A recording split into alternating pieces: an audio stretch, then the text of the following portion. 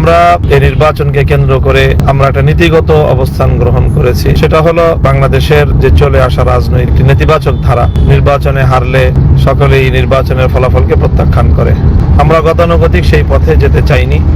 সময় যত গড়াচ্ছে আমাদের কাছে এই নির্বাচনের ভয়াবহ কিছু চিত্র উঠে আসছে, যে চরম ভাবে যে বৃদ্ধাঙ্গুলি প্রদর্শন করা হলো, জনগণকে নিয়ে যে তামাশাটা করা হলো।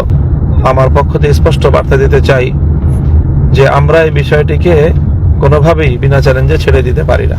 বেশ কিছু জায়গায় আপনারা লক্ষ্য করেছেন, কালকে নির্বাচনী সম্প্রচার যখন হয় ফলাফল হঠাৎ করে বন্ধ, কষ্ট করে তাকে ছাড় দিয়ে নির্বাচিত ঘোষণা করা হয়েছে, যেটা অবাস্তব। আবার আমাদের কাছে ডকুমেন্ট আছে, বিভিন্ন জায়গায় রেজাল্ট শিটের উপর কষামাজা করা হয়েছে, কিছু আসনে দ্বৈত নীতি অবলম্বন করা হয়েছে। নাসিরউদ্দিন পাটোয়ারির আসনের ব্যাপার আপনারা সবাই জানেন, এটা আমাকে বড় করে আর বলতে হবে না। বাংলাদেশে যে মামুনুল হক সাহেবের মতো জনপ্রিয় ব্যক্তি হেরে যান, এর দ্বারা প্রমাণ হবে বাংলাদেশের কোনো আলেম আর পাশ করার কোনো সুযোগ নেই। দর্শক শ্রোতা, আশা করছি সবাই ভালো আছেন। আলহামদুলিল্লাহ আমিও ভালো আছি। দর্শক শ্রোতা, ভোট চোরকে কিন্তু আমরা প্রধানমন্ত্রী মানি না, এটা কি বললো মামুনুল হক সাহেব?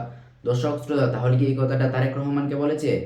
কি এমন করছে তারেক রহমান যে কারণে তিনি এই কথাটা বললেন? দর্শক শ্রোতা, আজকের ভিডিও খুবই গুরুত্বপূর্ণ হতে যাচ্ছে, তাই ভিডিওটি কেউ 1 সেকেন্ডও না টেনে শেষ পর্যন্ত ধৈর্য সহকারে দেখে যাবেন, তাহলে মূলত ভিডিওর আসল রহস্যগুলো বুঝতে পারবেন এবং যেতে পারবেন।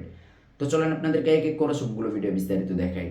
তার আগে আপনাদের কাছে ছোট্ট একটা রিকোয়েস্ট, যারা আমাদের এই চ্যানেলে নতুন আসেন এখনই চ্যানেল সাবস্ক্রাইব করে পাশে থাকা বেল আইকনটা বাজিয়ে দেন, তাহলে আরো নতুন নতুন আপডেট ভিডিও দেখতে পারবেন। তো চলেন। বাংলাদেশ খেলাফত মজলিসের পক্ষ থেকে 11 দলীয় জোট সমর্থিত 26 জন প্রার্থী এই নির্বাচনে অংশগ্রহণ করেছি আমরা। তার মধ্যে অন্যতম একটি আসন ছিল আমার ঢাকা 13-186 নম্বর আসন, যেটি এই আসনটি আপনাদের অনেকেরই, যারা দেশ জাতি এবং ইসলামকে ভালোবাসেন, আপনাদের অনেকেরই একটা আগ্রহের বিষয়ে পরিণত হয়েছিল। সারাদিন আপনারা সকলে এটা নিয়ে উদ্বেগ এবং উৎকণ্ঠার মধ্যে ছিলেন, এবং সকল উদ্বেগ উৎকণ্ঠার পর অনেক নাটকীয়তার শেষ পর্যন্ত রাত গভীরে আমাদেরকে এই আসনে পরাজিত ঘোষণা করা হয়।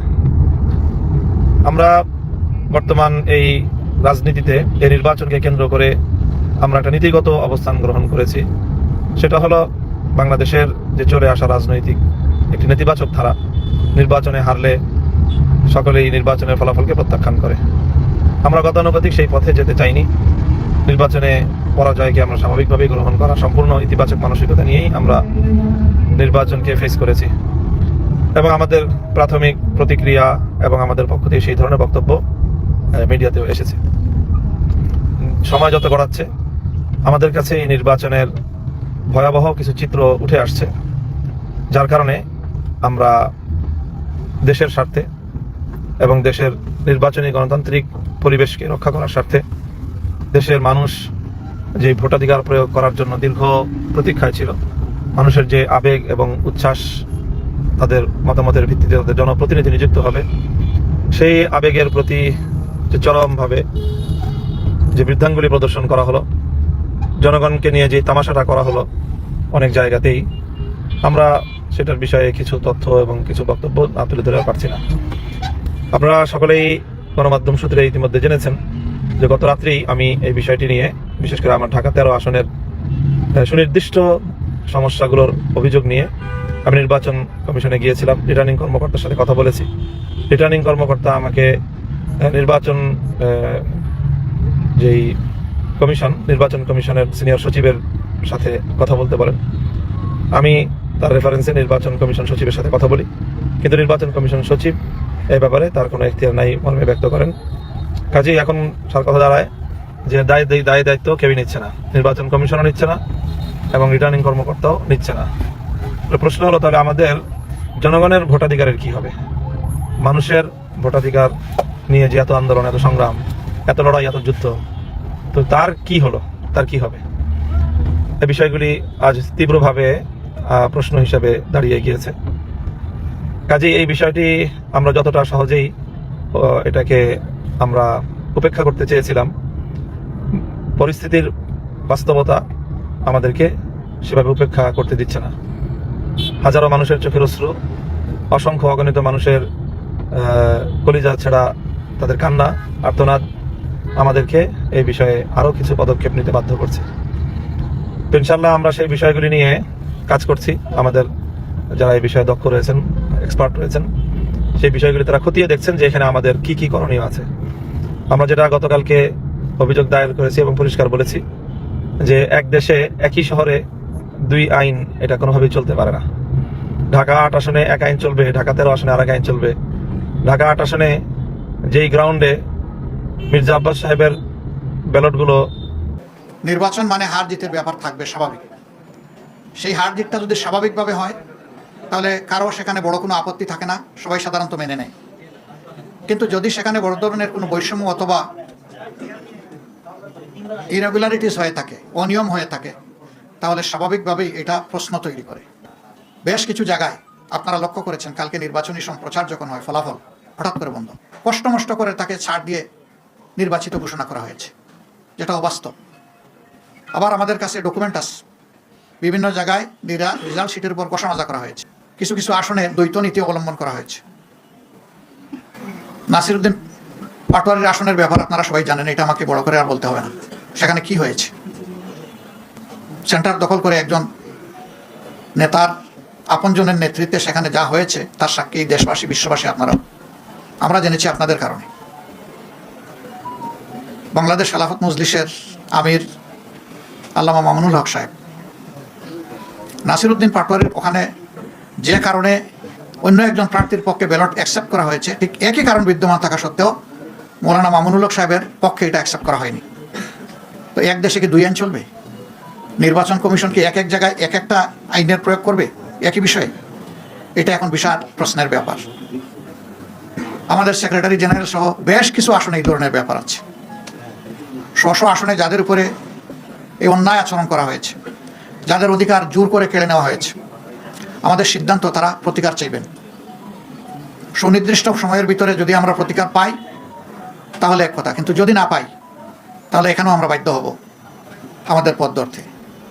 আমরা আশা করব নির্বাচন কমিশন শুভবুদ্ধির উদয় হবে এবং তারা ন্যায় ইনসাফ করবেন। না করলে দায় তাদেরকে নিতে হবে। আমরা এখনো বলবো, দেশকে আমরা ভালোবাসি, ভালোবাসার জায়গা থেকে আমরা দেশের শান্তি শৃঙ্খলা এবং দেশের ঐক্য চাই। আমাদের স্লোগানই ছিল ঐক্যবদ্ধ বাংলাদেশ। ঐক্যবদ্ধ বাংলাদেশে থাকতে হলে পরস্পরকে সম্মান করেই থাকতে হবে। এখানে কেউ রাজা নয় আর বাকিরা প্রজা নয়, এখানে কেউ মালিক নয়, বাকিরা তাদের অধীনস্থ নয়। এখানে সকলেই বাংলাদেশের একই সংবিধানের অধীনে সমান অধিকার তারা ভোগ করবেন।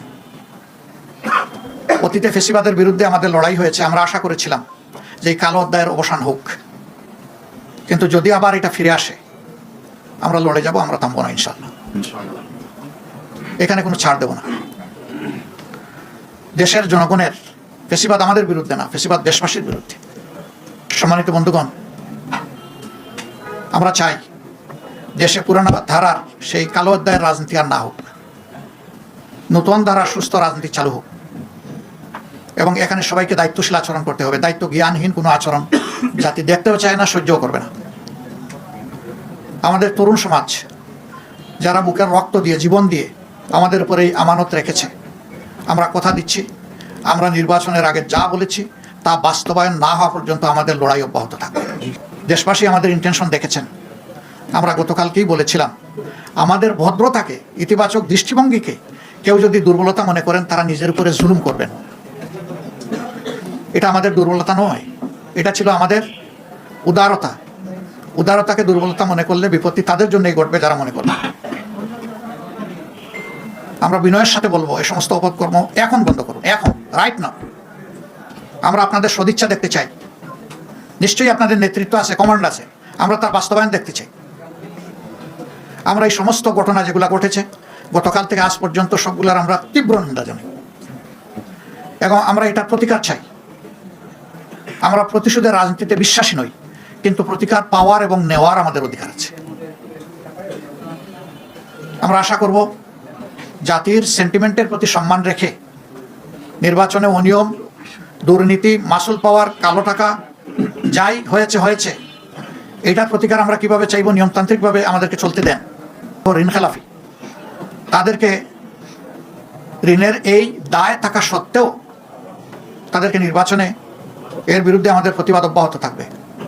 নির্বাচন কমিশনকে আমরা অনুরোধ জানাবো, আরপিও যেটা কাভার করে না, এরকম যারাই নির্বাচিত হয়েছেন তাদেরকে মেহরবানি করে তাদের ফলাফল স্থগিত রেখে এই ব্যাপারে আগে সুরাহা করুন, তারপরে আপনারা আগান। দ্রুত সুরাহা করলে দ্রুত গাইতে পারবেন, কোনো সমস্যা নাই, আমরা সহযোগিতা করব, কিন্তু এর সুরাহা হওয়া উচিত। আমরা এটাও লক্ষ্য করছি, আমরা সুনির্দিষ্ট এখনই বলতে চাচ্ছি না, কোনো জায়গায় ফেসিবাদীদেরকে ঘোষণা দিয়ে এখন পুনর্বাসন করা হচ্ছে। নির্বাচনী প্রচারণার সময় তা লক্ষ্য করেছি। এটা মনে রাখবেন, কিছু মানুষ জীবন বাজি রেখে লড়াই করে জীবন দিয়ে এই 26 আমাদেরকে এনে দিয়েছে। 24-এর আকাঙ্ক্ষার সাথে যে কেউ অপমানজনক আচরণ করবেন, জাতি তাদেরকে ক্ষমা করবে না, বিশেষ করে যুব সমাজ তাদেরকে ক্ষমা করবে না।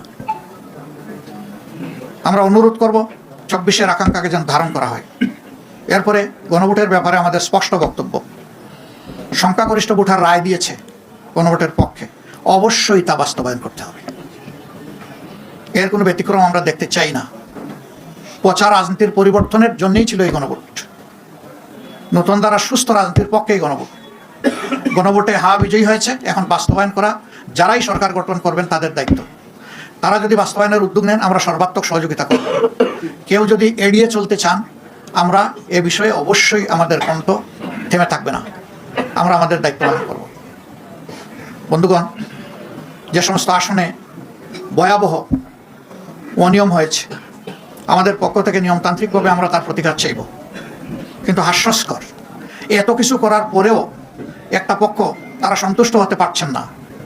ভোট কেড়ে নেওয়া, তারপরে রেজাল্টে বিভিন্ন ধরনের মেকানিজম প্রয়োগ করা, এখন আবার সেই সিটগুলোর বিরুদ্ধে অনেকে নতুন কসরত শুরু করেছেন।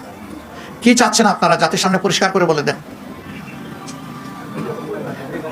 এই প্রক্রিয়া যদি বন্ধ না হয়, তাহলে আমাদের কি করার থাকবে? যারা এই ধরনের কাজ করবেন, দায় তাদেরকে নিতে হবে। আমরা আবারও বলবো, দেশকে ভালোবাসি, আমরা ইতিবাচক ধারার রাজনীতি চাই।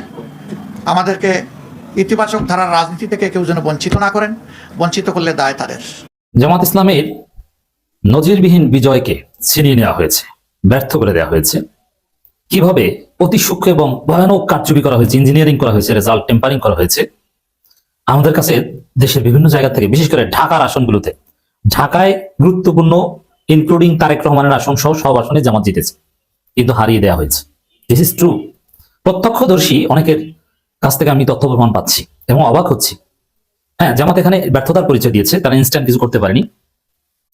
ভয়াবহ কারচুপি হয়েছে, দেশের বিভিন্ন জায়গায় হয়েছে, ঢাকায় হয়েছে সব থেকে বেশি। যখনই দেখছে, আমার একটা বক্তব্য নিয়ে আপনারা অনেকেই প্রশ্ন তুলছেন যে চারদিকে জামাতের বিজয় শুরু হয়ে গেছে। হ্যাঁ, বিজয় শুরু হয়ে গেছিল, এটাই সত্য, আমি সঠিক বলেছিলাম। কিন্তু ওই বিজয় দেখেই ওরা হঠাৎ ভোট গণনা বন্ধ করে দিয়েছে, ফলাফল প্রকাশ বন্ধ করে দিয়েছে। তারপরে গভীর রাতে ধীরে ধীরে টেম্পারিং করেছে। অল্প ভোটের ব্যবধানে জামাতের প্রার্থীদেরকে হারিয়ে দিয়েছে। কমপক্ষে 53 আসনে ইঞ্জিনিয়ারিং করে জামাতের নিশ্চিত বিজয়কে ছিনিয়ে নেওয়া হয়েছে। জামাতের ভাইরা, আপনারা হতাশ হবেন না, আপনারা জিতেছেন কারণ জনগণ আপনাদেরকে ভোট দিয়েছে। আল্লাহ সাক্ষী, কারা কোন দলকে ভোট দিয়েছে আমরা তো জানি, আল্লাহ দেখেছেন। তো ভোট চুরি করে যদি কেউ এমপি হয়ে থাকে, ওদের উপর আল্লাহর গজব টুমর পড়বে, যেরকম আওয়ামী লীগের উপর পড়েছে। জামাতের বিজয়কে ছিনিয়ে নেওয়া হয়েছে, এটাই সত্য কথা।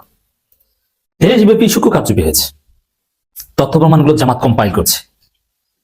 তবে হ্যাঁ, এখন জামাত ইনস্ট্যান্ট কোনো অঘটন ঘটাতে পারেনি। আমির জামাত চুপচাপ কেন? হয়তো এই এক্সিস্টিং পাওয়ার স্ট্রাকচারের সাথে টেকা এত সহজ নয়। জামাত দীর্ঘ 17 বছর জুলুম নির্যাতনের মধ্যে ছিল, এখন আবার যদি পাওয়ার স্ট্রাকচারের সাথে সরাসরি কনফ্লিক্টে যায়, এটা খুব কঠিন। সাধারণ জনগণ জুলাইয়ের মতো তো আর জামাতের পক্ষে ওইভাবে হয়তো বা দাঁড়াতো না। জুলাইতে তো পুরো জাতি ঐক্যবদ্ধ ছিল, আর এখন ইউনূস সরকার। এখানে এস্টাবলিশমেন্টের বিরুদ্ধে যাওয়া, আবার পশ্চিমাদের ভারতের রেড সিগন্যাল আছে। হয়তোবা আমিরে জামাত দেশকে ভয়াবহ কোনো বিপর্যয়ের হাত থেকে, এই টেম্পারিং মেনে নিয়ে তুলনামূলক বড় ক্ষতির হাত থেকে, বড় কোনো অঘটনের হাত থেকে জাতিকে রক্ষা করেছেন। তখন অনেকে বলতেন যে জামাত এই হটকারী সিদ্ধান্ত নিয়েছে, নির্বাচনের বিরুদ্ধে এই করেছে সেই করেছে, এই কারণে দীর্ঘমেয়াদে দেশ একটা মহা অশান্তিতে পড়ে গেছে। এখন যেটা হবে, বিএনপি অলরেডি সন্ত্রাস শুরু করে দিয়েছে, আমরা প্রতিবাদ করতেই থাকবো, এর ফলাফল হবে ভয়াবহ। আওয়ামী লীগের পরিণতির কথা স্মরণ করিয়ে দিব। দেশের বিভিন্ন জায়গায় বিএনপি সন্ত্রাসীরা জামাত এবং এনসিপির উপর হামলা করছে, বাড়িঘরে হামলা করছে, আগুন দিচ্ছে। তারেক রহমানকে অনতিবিলম্বে এগুলো কন্ট্রোল করতে হবে, নইলে পরিস্থিতি কিন্তু ভয়াবহ হবে। বিশ্ববিদ্যালয়গুলো অতি সূক্ষ্মভাবে দখল নেওয়ার পরিকল্পনা করছে। একসাথে সব দখল নেবে তা না, ধীরে ধীরে। জগন্নাথ বিশ্ববিদ্যালয় নিয়ে ইশরাক এবং বিএনপির লোকজন ভয়াবহ পরিকল্পনা করছে, যেখানে শিবিরের কোনো অস্তিত্ব রাখবে না। সমস্ত বিশ্ববিদ্যালয় ছাত্র সংসদ অকার্যকর করে দিবে। এর মানে এরা কি গণতন্ত্রের প্রতি শ্রদ্ধাশীল? তারা নির্বাচিত ছাত্র সংসদ কেন অকার্যকর করে দিবে? এটা তারা সিদ্ধান্ত নিয়েছে, আমরা জানি না। আমরা চাই যেভাবেই হোক না কেন আপনারা জিতেছেন, টেম্পারিং করে হোক আর ডিপ স্টেট আপনাদেরকে ক্ষমতা দিয়ে হোক, যেভাবে হোক জিতেছেন। এখন দেশটাকে সুন্দরভাবে চালান, আওয়ামী লীগের মতো কোনো ফেসিবাদী আচরণ করবেন না, ক্যাম্পাসগুলো দখল করতে যাবেন না। শিক্ষা প্রতিষ্ঠানে যদি হাত দিতে যান তাহলে আপনার হাত পুড়ে যাবে। কিছুদিন মজায় মজায় থাকবেন, কিন্তু একটা পর্যায়ে দেয়ালে পিঠ থেকে গেলে জনগণ ঠিকই জেগে উঠবে। তো দর্শক, আসিফ মাহমুদ সজীব ভুইয়া তিনি জানিয়েছেন এনসিপি ও 11 দলের জোট নেতাদের উপর হামলার অভিযোগ। শারজিস আলম বলেছেন তার এলাকায় কমপক্ষে 30 জায়গায় নেতাকর্মীদের উপর হামলা করেছে বিএনপি। অথচ শারজিস আলম বিজয়ীকে অভিনন্দন জানিয়ে এসেছেন। হওয়া উচিত কি ছিল? জিতেছে, ঠিক আছে, এখন পরাজিত প্রার্থীর কাছে যে শুভেচ্ছা বিনিময় করবে, তাকে সান্ত্বনা দিবে এবং সবাই ঐক্যবদ্ধভাবে একসাথে দেশটা সামনের দিকে এগিয়ে নিয়ে যাওয়ার চিন্তা করবে। That should have been. আর তারা হামলা করা শুরু করেছে, যদিও লার্জ স্কেলে অতীতের নির্বাচনগুলোতে যেটা হয়েছে সেরকম হয়নি। প্রিয় দর্শক শ্রোতা, আপনারা তো শুরু থেকে শেষ পর্যন্ত সবটা ভিডিও দেখছেন। অবশ্যই আপনাদের মতামত কমেন্ট বক্সে জানাতে ভুলবেন না। আর নতুন নতুন আপডেট ভিডিও পেতে অবশ্যই আমাদের চ্যানেল এখন সাবস্ক্রাইব করে দিন। তো আপনাদের সাথে আবার দেখা হচ্ছে পরবর্তী এক ভিডিও।